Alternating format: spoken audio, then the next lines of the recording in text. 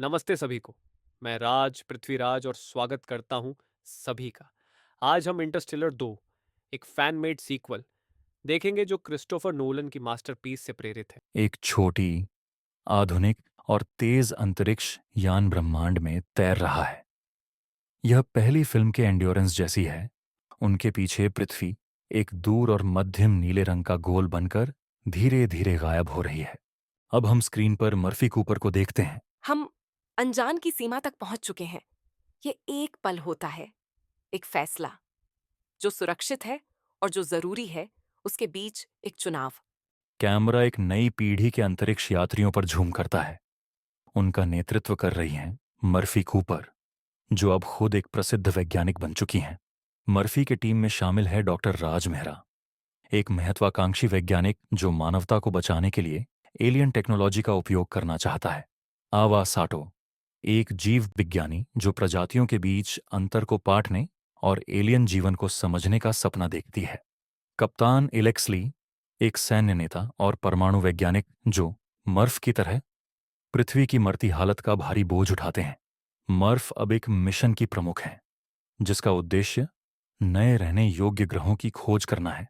Team का काम है एक नया घर ढूंढना, और इसके लिए उन्हें आकाशगंगा के सबसे दूर दराज हिस्से में एक प्राचीन वर्महोल से यात्रा करनी होगी।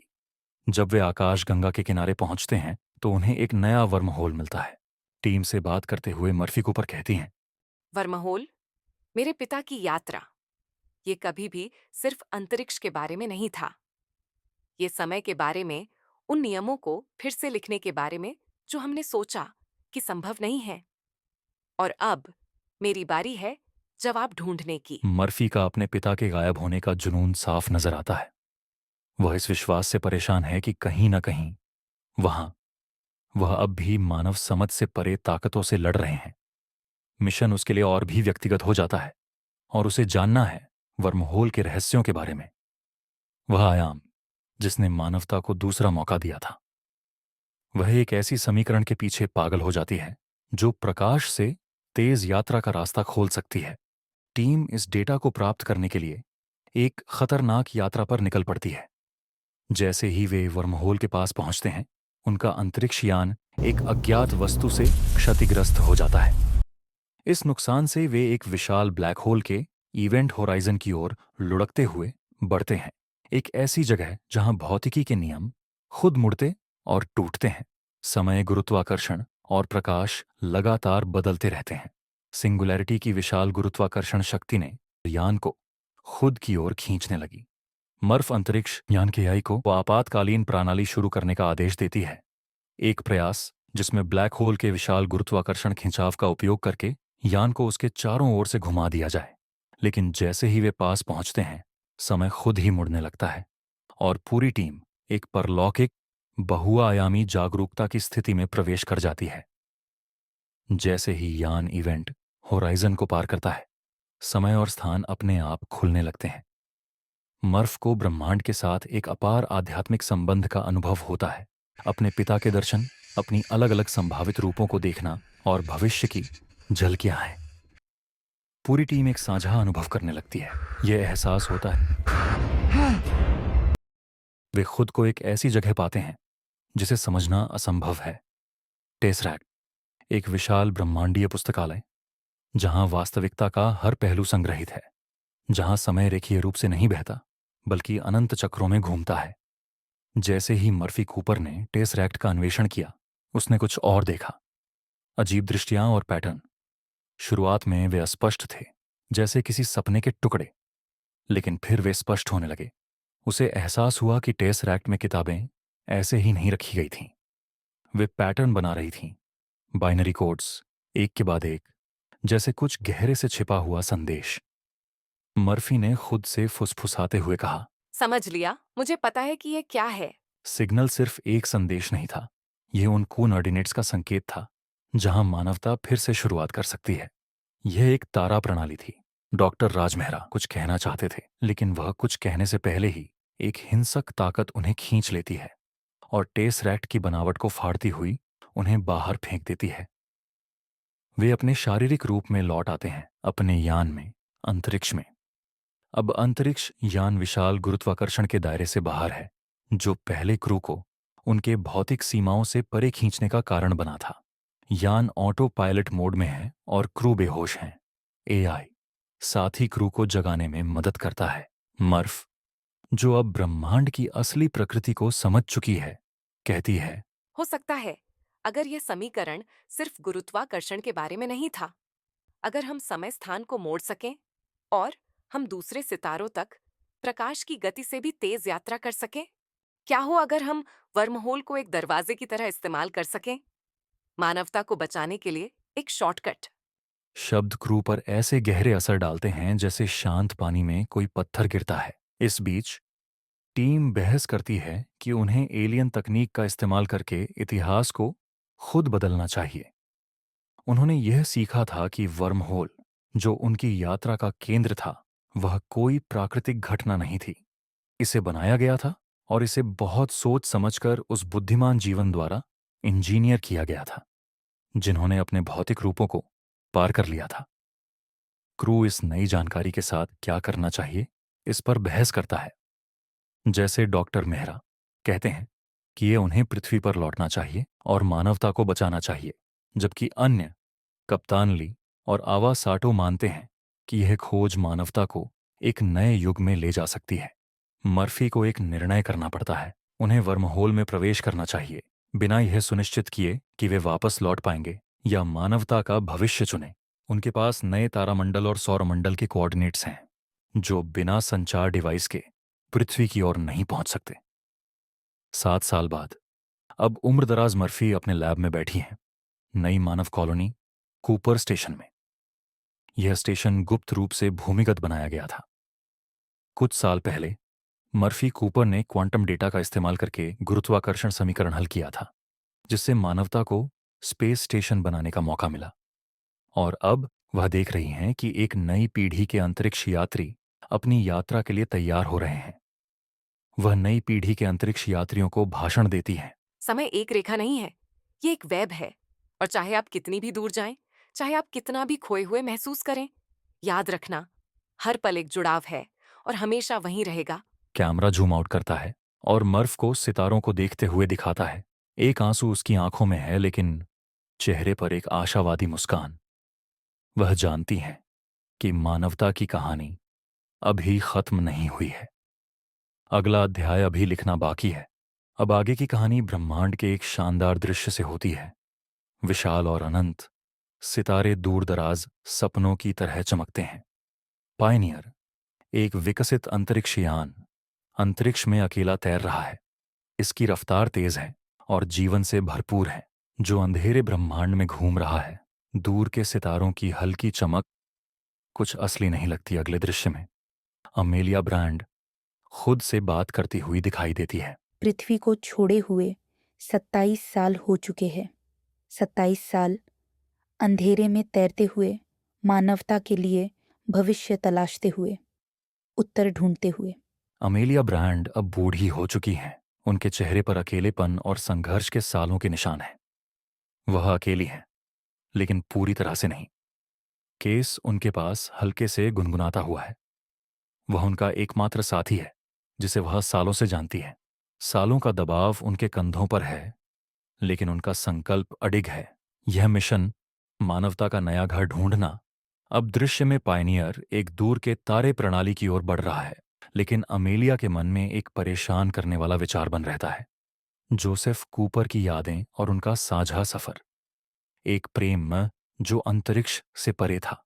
वह जानती है कि वह कहीं न कहीं अभी भी वहां है, लेकिन सालों तक किसी संपर्क के बिना उसकी उम्मीद अब धीरे धीरे खत्म होने लगी है। अचानक यान के सेंसर्स कुछ अजीब पकड़ते हैं। अमेलिया और उसका एआई साथी केस इसे ट्रैक करने के लिए मिलकर काम करते हैं। यह एक सिग्नल है, हल्का लेकिन स्पष्ट, अतीत से एक गूंज। अमेलिया ब्रांड उलझन में सिग्नल को सुनते हुए, एमिलिया, मैंने जवाब ढूंढ लिया है, हार मत मानना। मैंने सोचा था कि मैंने सब कुछ पीछे छोड़ दिया है, पृथ्वी, ब्लैक होल, कूपर, लेकिन ऐसा लगता है कि कुछ चीजें बस आपके पीछे आ ही जाती हैं, चाहे आप जितना भी दूर क्यों ना जाएं। अब हम एक फ्लैशबैक पर जाते हैं, एडमंड के ग्रह का दृश्य, एक दुनिया जिसे कभी मानवता की मुक्ति का प्रतीक माना गया था। अमेलिया ने कभी सोचा था कि यह एक नया घर बन सकता है, लेकिन असलियत कुछ और ही थी। ग्रह का पर्यावरण तंत्र तेजी से नष्ट हो रहा था और इसकी सतह पर लगातार ज्वालामुखीय विस्फोट और भूकंपीय हलचल हो रही थी। एडमंड के कैप्सूल के मलबे में अमेलिया एक हैरान कर देने वाली चीज पाती है। एडमंड द्वारा रिकॉर्ड किया गया एक वीडियो संदेश। यहाँ कभी एक सभ्यता रही थी, लेकिन अब वह गायब हो चुकी है। उनकी बस्तियां अब सिर्फ कब्रिस्तान बन गई हैं, और जो सभ्यताएं यहाँ कभी थीं, वे शायद सितारों के बीच यात्रा कर सकती थीं।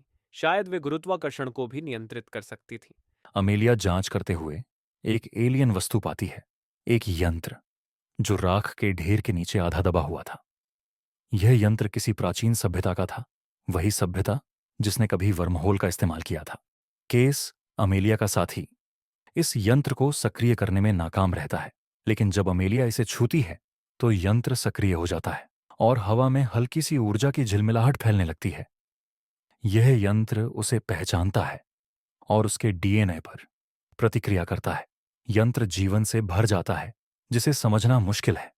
अमेलिया 3D मॉडल देखती है जो एक दूर के तारे के सिस्टम का है। यह यंत्र एक नए स्थान के निर्देशांक दिखाता है, जहां बुद्धिमान जीवन के लिए सुरक्षित स्थान, लेकिन ये कोडेड है।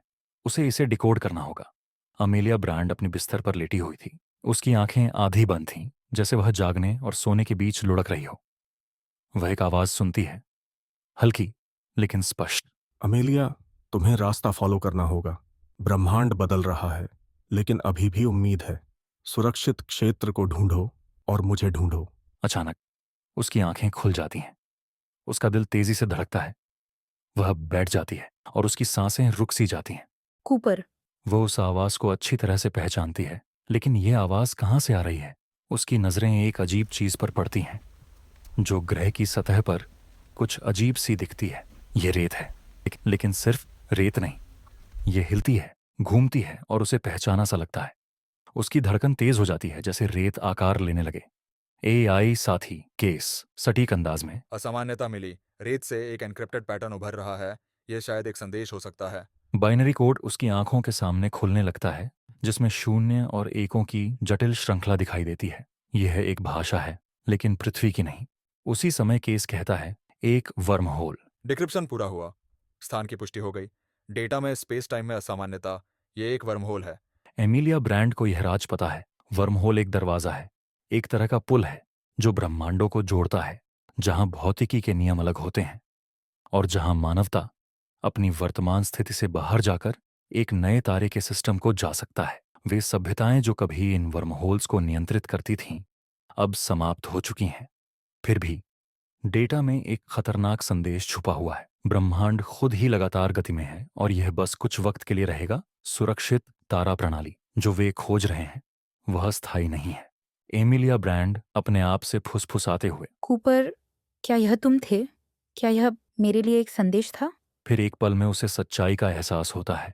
कूपर ने उसे छोड़ा नहीं था, जैसे वह ब्रह्मांड के समय का हिस्सा बन चुका हो और अब भी उसे मार्गदर्शन दे रहा हो। ग्रह और भी अस्थिर हो जाता है, जमीन और भी ज्यादा हिंसक हो जाती है। एमिलिया को तुरंत कुछ करना पड़ता है। वह जितना हो सके सामान इकट्ठा करती है, जिसमें डीएक्स नामक एक और एआई साथी भी है, जो उसे एलियन यंत्र से जुड़ने में मदद करता है।